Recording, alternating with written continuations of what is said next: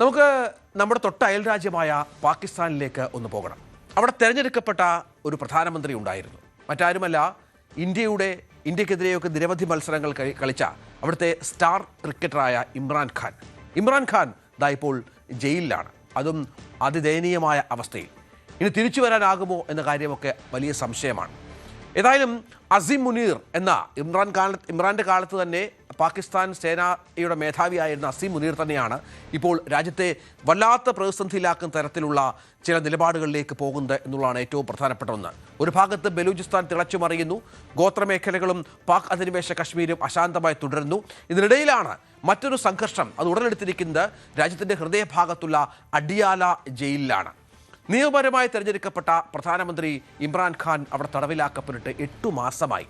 December മുതൽ അഭിഭാഷകരുമായുള്ള കൂടിക്കാഴ്ചയ്ക്ക് പോലും അവസരമില്ല എന്നുള്ളതാണ് ഏറ്റവും പ്രധാനപ്പെട്ട ഒന്ന്. സാധാരണക്കാർക്ക്, അദ്ദേഹത്തെ പിന്തുണയ്ക്കുന്നവർക്ക് മാത്രമല്ല, സാധാരണക്കാർക്ക് പോലും ഈ നടപടിയെ ന്യായീകരിക്കുക എന്നുള്ളത് വളരെ പ്രയാസകരമായ ഒന്നായി മാറിയിരിക്കുകയാണ്. ഒരു വ്യക്തിയെ കേവലം നിശബ്ദനാക്കുക എന്നത് മാത്രമല്ല പ്രശ്നം, സുരക്ഷാ സെയിലടക്കം വ്യാപകവും നിത്യസംഭവമായ അഴിമതിയുമായി താരതമ്യം ചെയ്യുമ്പോൾ വളരെ നിസ്സാരമെന്ന് തോന്നുന്ന കാരണങ്ങൾക്കാണ് ഇമ്രാൻഖാൻ ജയിലിൽ കിടക്കുന്നത് എന്നുള്ള വിലയിരുത്തലിലേക്ക് കൂടുതൽ ആളുകൾ എത്തുന്നു എന്നതാണ് ശ്രദ്ധേയമാകുന്നത്. ഒരു വലിയ കൂട്ടം കേസുകൾ, ഒരുപക്ഷെ നമുക്ക് ഏറ്റവും ചെറുത് എന്ന് തോന്നത്തക്ക വിധമുള്ള വളരെ സാമാന്യമായി വളരെ ചെറിയ കേസുകളാണ് ഇമ്രാൻഖാനെതിരെ എടുത്തിരിക്കുന്നത് എന്ന് പ്രധാനമാണ്. അത് ഭരണകൂടത്തിന് വഴങ്ങുന്ന കോടതികൾ അദ്ദേഹത്തിനെതിരെ കടുത്ത നടപടികൾ ഇതിൽ സ്വീകരിക്കുന്നു. കാരണം അസിം മുനീറിനും അവിടുത്തെ ഇപ്പോഴത്തെ ഭരണാധികാരിക്കുമൊക്കെ വഴങ്ങുന്ന തരത്തിലാണ് നീതിന്യായ വ്യവസ്ഥ പോലും എന്നുള്ളതാണ് അവിടുത്തെ ഏറ്റവും പരമദയനീയമായ കാര്യം. പ്രധാനമന്ത്രിക്ക് ലഭിക്കുന്ന ഔദ്യോഗിക സമ്മാനങ്ങൾ സൂക്ഷിക്കുന്ന തോഷഖാനയിൽ നിന്നുള്ള മോഷണം അത് ഒരു കുറ്റമായി ഇമ്രാൻ്റെ മേൽ ചുമത്തിയിട്ടുണ്ട്. അതുമുതൽ UK നിന്ന് പാകിസ്ഥാനിലേക്ക് തിരികെ കൊണ്ടുവന്ന 50 ബില്യൺ പാകിസ്ഥാനി രൂപ വകമാറ്റിയെന്നാരോപിക്കുന്ന അൽ ഖാദർ ട്രസ്റ്റ് കേസ് വരെ ഇതിൽ ഉൾപ്പെടുന്നുണ്ട്. ഇതൊക്കെ വളരെ സിമ്പിളായ മാസങ്ങൾ അല്ലെങ്കിൽ ചെറിയ തോതിലുള്ള പിഴയൊക്കെ അടച്ച് പുറത്തു വരാവുന്ന, അല്ലെങ്കിൽ ചെറിയ ദിവസങ്ങൾ മാത്രം ജയിലിൽ കിടക്കാവുന്ന, ജാമ്യം ലഭിക്കാവുന്ന കേസുകളാണ്. ഒപ്പം സൈനിക എഞ്ചിനീയറിംഗ് വിഭാഗത്തിൽ മുൻ ക്ലർക്കായിരുന്ന മാലിക് റിയാസ് സൈന്യത്തിലെ ഉന്നത ഉദ്യോഗസ്ഥരെ തന്റെ നിർമ്മാണ പദ്ധതികളിൽ പങ്കാളികളാക്കി ശതകോടീശ്വരനായി മാറിയ സംഭവവുമായി ബന്ധപ്പെട്ടാണ് ട്രസ്റ്റ് കേസ് എന്ന മറ്റൊരു കേസ് കൂടി ഇമ്രാൻ്റെ മേൽ ചുമത്തിയിരിക്കുന്നത്. മറ്റൊരു കേസ് ഇസ്ലാമിക നിയമങ്ങളുടെ ലംഘനവുമായി ബന്ധപ്പെട്ടതാണ്. വിവാഹമോചനത്തിന് ശേഷം 3 മാസത്തെ കാത്തിരിപ്പ് കാലാവധി പൂർത്തിയാക്കുന്നതിന് മുൻപ് വിവാഹം കഴിച്ചു എന്ന ഒരു ആരോപണം. അത് 3ാം ഭാര്യ ബുഷ്ര ബീവിയുമായുള്ള വിവാഹവുമായി ബന്ധപ്പെട്ട ഈ കേസ് അത് ഫയൽ ചെയ്തിരിക്കുന്നത് അവരുടെ മുൻ ഭർത്താവാണ് എന്നുള്ളത് കൂടി ശ്രദ്ധേയമാണ്. അദ്ദേഹവും ഈ ഭരണകൂടത്തിൻ്റെ ടൂളായി മാറിയിരിക്കുന്നു എന്നാണ് പാകിസ്ഥാനിൽ പരക്കെ സംസാരം. യഥാർത്ഥത്തിൽ ഇയാൾ തന്നെയാണ് ഈ വിവാഹത്തിന് ഒത്താശ ചെയ്യുകയും പ്രോത്സാഹിപ്പിക്കുകയും മറ്റും ചെയ്തിരുന്നത് എന്നത് കൗതുകകരമായ മറ്റൊരു വസ്തുതയാണ്. ഇക്കാര്യങ്ങളെല്ലാം ഏറെ വിവാദപരമാണെങ്കിലും ഇത്തരത്തിൽ ജീവപര്യന്തം തടവിലാക്കാൻ മാത്രം ഗൗരവമുള്ള കുറ്റകൃത്യമായ ഒന്നും ഇതിനെ കാണാനാവില്ല എന്നാണ് നിയമപരമായി വിലയിരുത്തേണ്ടത്.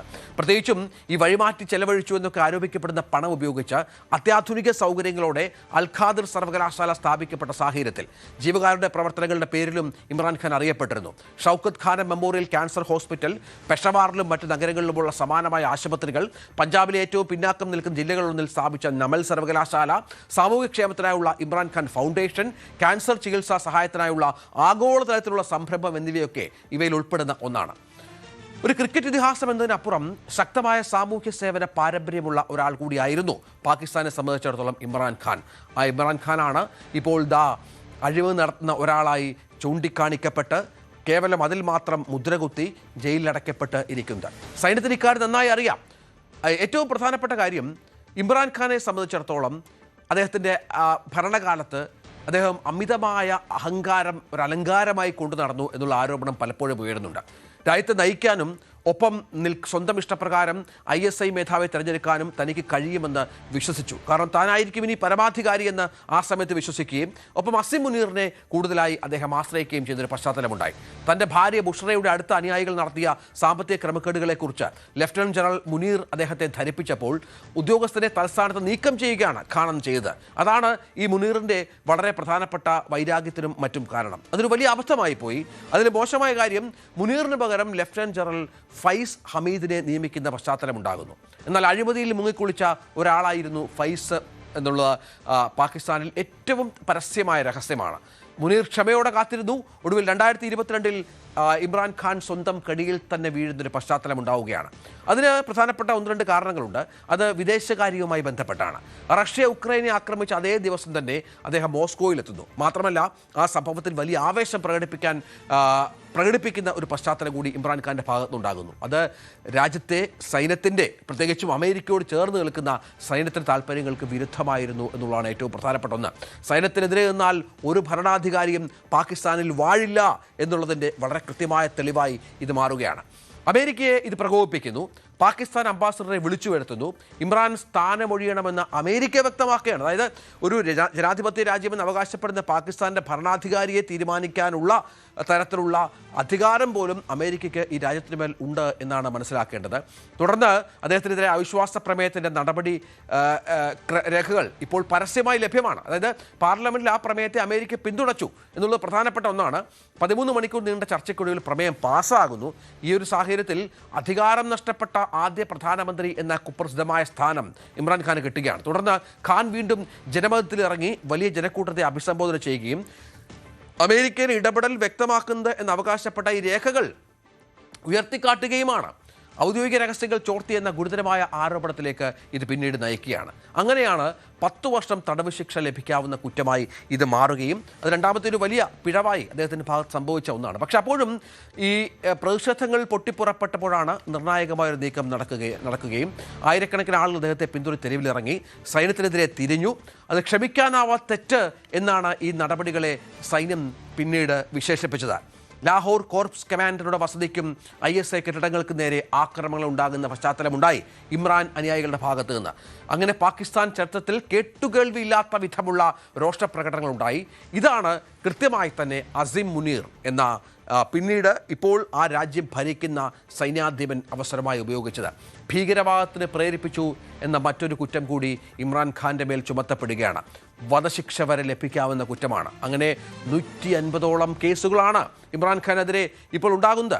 ഈ കേസുകൾ നിയമപരമായി നേരിടാൻ ഇനിയുള്ള കാലം ചിലവഴിക്കേണ്ടി വരും. ഇപ്പോൾ തന്നെ ആരോഗ്യ പ്രശ്നങ്ങൾ നിരവധിയായി അദ്ദേഹത്തിനുണ്ട് എന്ന് ജയിലിൽ ഇമ്രാൻഖാനെ കണ്ട അദ്ദേഹത്തിൻ്റെ സഹോദരിമാർ പറഞ്ഞ പശ്ചാത്തലമുണ്ടായിരുന്നു. ഏതായാലും വലിയ തോതിലുള്ള പ്രശ്നങ്ങളിൽ ഇപ്പോൾ ഇമ്രാൻഖാൻ ഉഴലുകയാണ്. നേരത്തെ പറഞ്ഞതുപോലെ പാകിസ്ഥാനെ സംബന്ധിച്ചിടത്തോളം നിരവധി പ്രശ്നങ്ങളിൽ ഉഴലുന്ന ഒരു രാജ്യമാണ്. ലോക രാജ്യങ്ങളുടെ സഹായത്തോടെ നിത്യവൃത്തി കഴിക്കുന്ന ഒരു രാജ്യമാണ്. അവിടെയാണ് ഇത്തരത്തിലുള്ള ചില സംഭവങ്ങൾ കൂടി, നേരത്തെയുള്ള തിരഞ്ഞെടുക്കപ്പെട്ട പ്രധാനമന്ത്രിമാർ ജയിലിൽ കിടക്കുന്ന പശ്ചാത്തലം കൂടി ഉണ്ടാകുന്ന ഒരു സാഹചര്യം ഒരുങ്ങുന്നത്. അത് ആ രാജ്യത്തുണ്ടാക്കുന്ന രോഷം ചെറുതൊന്നുമല്ല. ഇമ്രാൻ്റെ അനുയായികൾ പലരും ഇപ്പോൾ പതുങ്ങിയിരിക്കുകയാണ്. അവർക്ക് മിണ്ടാനാവുന്നില്ല. പക്ഷെ അപ്പോഴും പ്രതിഷേധങ്ങളൊക്കെ പല സ്ഥലങ്ങളിലുമുണ്ട്. ഇമ്രാൻഖാൻ ഇനിയിപ്പോൾ ജയിലിൽ നിന്ന് പുറത്തിറങ്ങുമോ എന്ന് പോലും ആർക്കും അറിയില്ല. ആരോഗ്യപരമായ പ്രശ്നങ്ങൾക്കുണ്ട്. ഒരുപക്ഷെ ജയിലിൽ കിടന്ന് മരിച്ചേക്കാം എന്ന് പോലും പേടിക്കുന്നുണ്ട് അദ്ദേഹത്തിൻ്റെ ബന്ധുക്കളും അനുയായികളും. കൂടുതൽ വാർത്തകൾക്ക് News 18 Keralam YouTube channel subscribe ചെയ്യുക.